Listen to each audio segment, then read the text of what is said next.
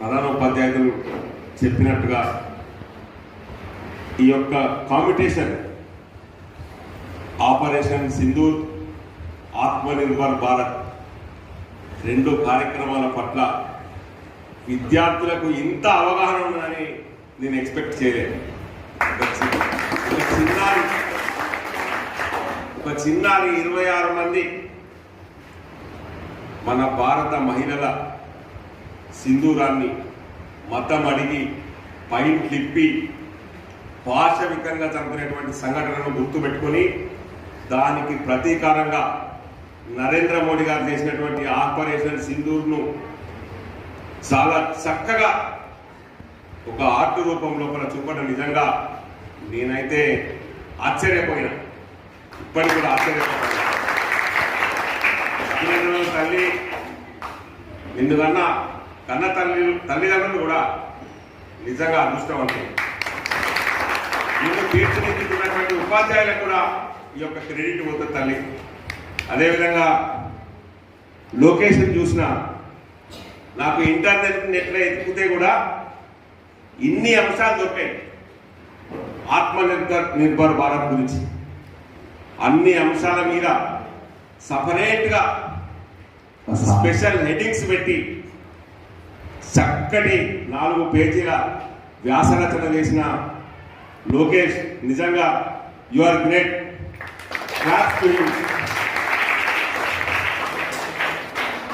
చాలా ఇబ్బందుల్లో ఉన్నప్పుడు, కోవిడ్ సమస్యలతో ఉన్నప్పుడు ప్రధానమంత్రి గారు ఏ విధంగా కోవిడ్ కోసం కృషి చేసిండ్రు అనేటువంటి అంశాన్ని ప్రథమంగా ఆయన దీంట్లో ప్రస్తావించారు. దీన్ని మొత్తం నేను చెప్పలేను, సమయం లేదు, కానీ చాలా సంతోషం. అదేవిధంగా అనేక అంశాలు, technological development, economical independence, support for Indians, విదేశాల లోపల మన భారతీయులకు ఏ రకమైనటువంటి మద్దతు లభిస్తూ ఉన్నది విదేశాల నుంచి అని, ఆత్మనిర్భర్ భారత్ అభియాన్ గురించి, ఇండిపెండెన్స్ ఆఫ్ ఇట్, కాంపిటీషన్,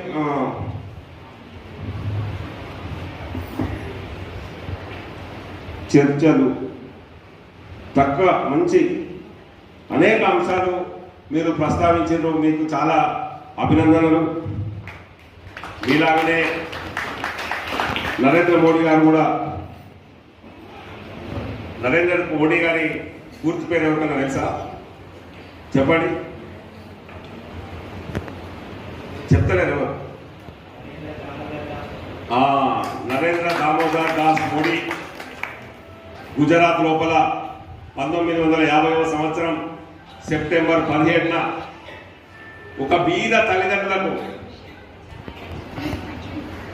జన్మించినటువంటి వ్యక్తి.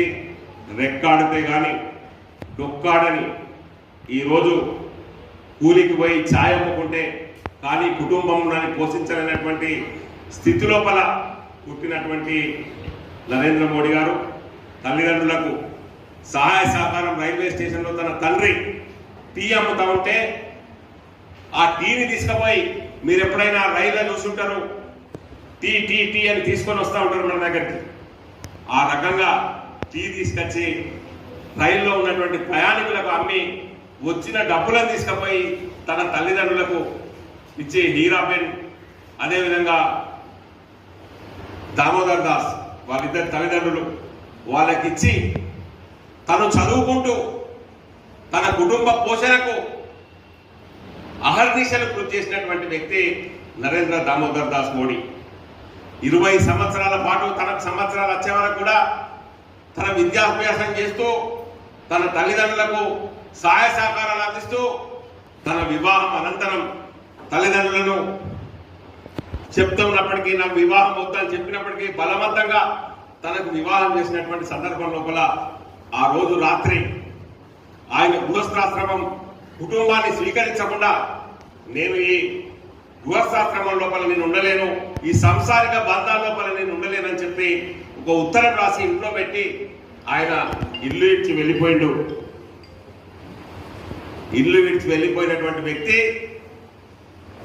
హిమాలయాలకు పోయి అనేక ఆశ్రమాలు సందర్శించి అనేక మంది గురువులను ఆశ్రయించి చాలా సంవత్సరాల పాటు యోగ సాధన కావచ్చు, తపస్సు కావచ్చు, ఏకాగ్రత విషయం లోపల అనేకమైనటువంటి గురువులు పెట్టినటువంటి పరీక్షలన్నీ కూడా ఆయన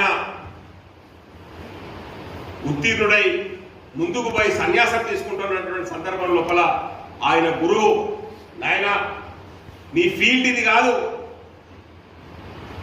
ఈ నీ పుట్టుకకు సంబంధించినటువంటి సెక్షన్ ఇది కాదు, నువ్వు చేయాల్సినటువంటి పని వేరే ఉన్నది, నువ్వు ఇక్కడ నుంచి వెళ్ళిపోమని చెప్తే ఆయన అక్కడి నుంచి వచ్చి ఆర్ఎస్ఎస్ రాష్ట్రీయ స్వయం సేవక్ సంఘ్ లోపల చేరి తను అంచెలంచెలుగా బీజేపీలో రాష్ట్ర ప్రధాన కార్యదర్శి స్థాయికి, జాతీయ ప్రధాన కార్యదర్శి స్థాయికి ఎదిగినటువంటి వ్యక్తి నరేంద్ర దామోదర్ దాస్ మోడీ అని చెప్పి నేను ఈ సందర్భంగా మనం చేస్తున్నాం.